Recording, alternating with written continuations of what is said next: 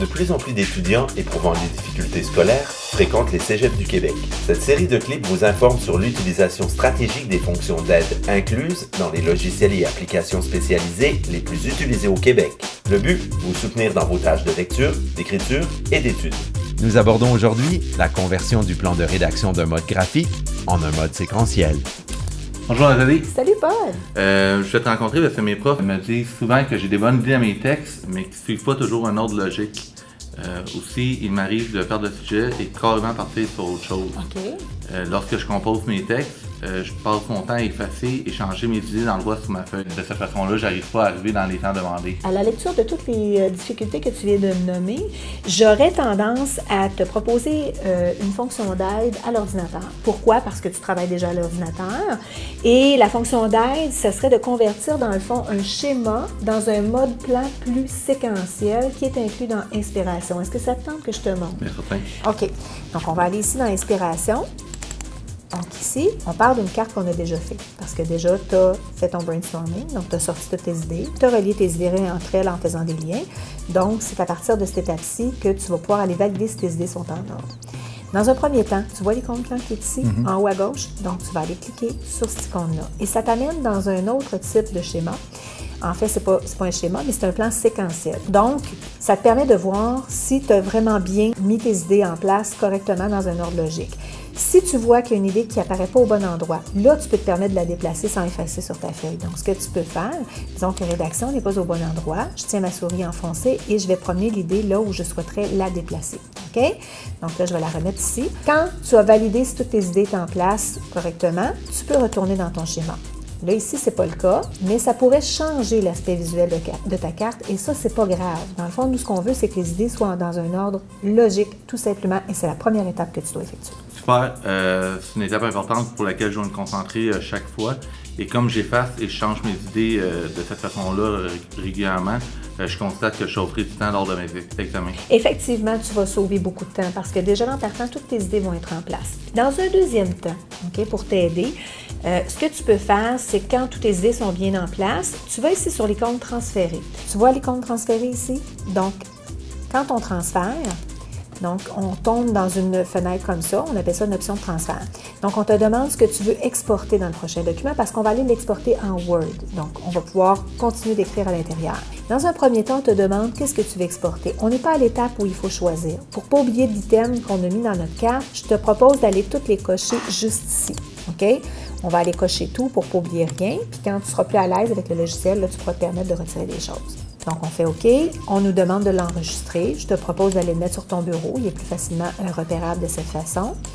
Et un coup, tu l'as enregistré. Tu vas voir, il va changer en traitement de texte. Donc, dans un premier temps, on t'offre ta carte. Donc, tu as une vue d'ensemble de ce que tu souhaiterais écrire. Mais par la suite, tu as également toutes tes idées qui s'enchaînent l'une à la suite de l'autre, qui est dans le fond ton plan séquentiel.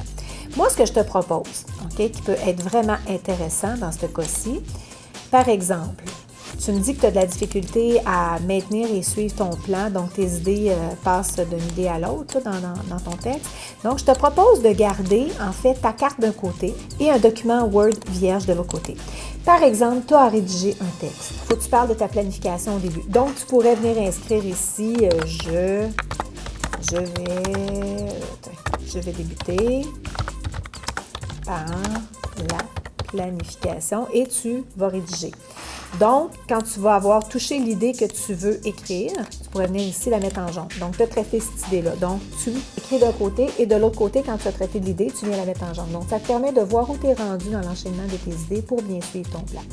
Si par contre, à un certain moment aussi, tu as de la misère avec certains mots que tu vois ici, tu pourrais même faire un copier-coller. Tu pourrais aller l'indiquer tout simplement dans ton texte. CTRL-V.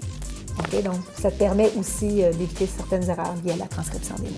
C'est vrai, souvent quand j'ai besoin de suivre un plan sur une feuille, j'ai de la misère à le suivre. Et comme je rédige déjà à l'ordinateur, ça m'aiderait d'avoir justement le plan à côté de mon texte.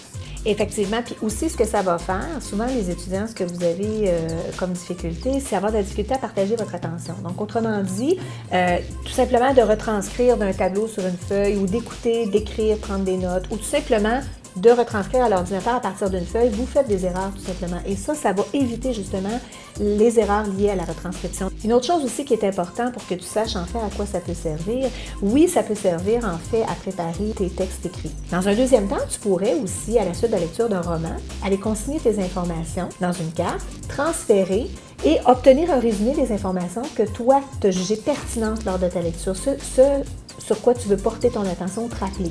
Donc ça peut t'aider aussi. Ça pourrait t'aider également aussi à organiser tes notes de cours. Un coup que tu les passes en plan comme ça, tu pourrais aussi, si tu as WordQ, une synthèse vocale, tu pourrais les faire relire tout simplement. Et en dernier lieu, tu pourrais même aussi te préparer une situation orale et présenter ton schéma à l'avant et toi avoir dans le fond ta feuille séquentielle pour nommer les informations. Pas nécessairement les lire, mais tu vas avoir des rappels de tes informations. Alors ça sert à plein de choses. Je suis vraiment content de savoir comment l'utiliser. Je me rends compte que ça va m'aider à mieux structurer mes rédactions et je perdrai moins de temps.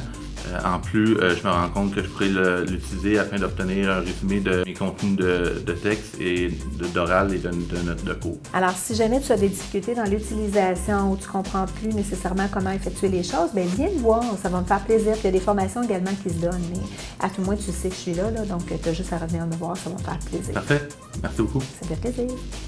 Pour plus de renseignements sur l'utilisation des fonctions d'aide, contactez les conseillers en services adaptés de vos collèges. Présents partout au Québec, ils vous soutiendront adéquatement.